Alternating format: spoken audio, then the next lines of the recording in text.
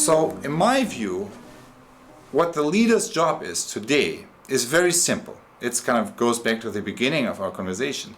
And a way of saying that is that in my view, the key leadership challenge of our age is to transform ecosystem awareness to ecosystem awareness. So ecosystem awareness is that, say, okay, I have an organization and this department is fighting with that department, and they need to collaborate, part of the same core process, but they are just fighting against each other. Those are two ecosystem awarenesses fighting with each other around resources and so on. So what do I need to do as a facilitator, change maker, as a CEO? What's my job? My job is to bring them together and to say, look, it's neither you, it's not about you or you, it's about this bigger process that you're a part of. And so you need to open up your awareness and to see the bigger picture that you're a part of. So that's what you really do as a change maker. What is that? You transform awareness.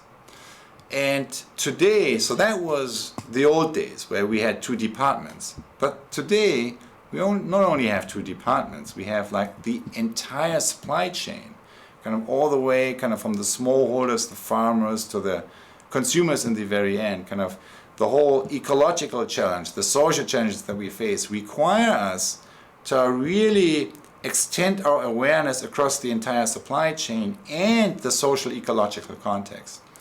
So that's why the leader's job today to be effective is transforming ego to ecosystem awareness. Now, I can say as a leader, well, I don't believe in that. So I am saying Nike, and I say, well, when they do child labor over there in Asia, that's not my job, right? And guess what? The NGOs are going to nail you. And you have a brand risk that you have no choice. So it's good business. So what I'm talking about is not like some obscure spiritual side interest. What I'm talking about with ecosystem awareness is core business, right? You have, in order to save your brand value, your brand identity, you have to deal with the child labor issue. You have to extend your awareness all the way to Asia, all the way to the practices kind of that your entire supply chain is engaged in. And because all of that is connected, and the same, of course, applies to us as consumers and so on and so forth. So that's where I see this kind of drive from kind of moving from these smaller islands of ego awareness to extending it to the whole ecosystem. That's very much what the challenge is, and where we as a community of leaders just begin to find the tools, the resources, the examples, and so on.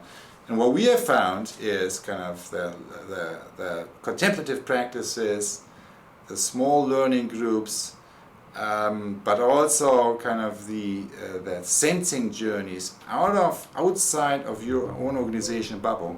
That's kind of among the things that are really helping them. On our website globalleadership.tv, you will find additional footage, other dialogues with innovation leaders from around the world, and also the hands-on practices that help them and their organizations to move from inspiration to real change.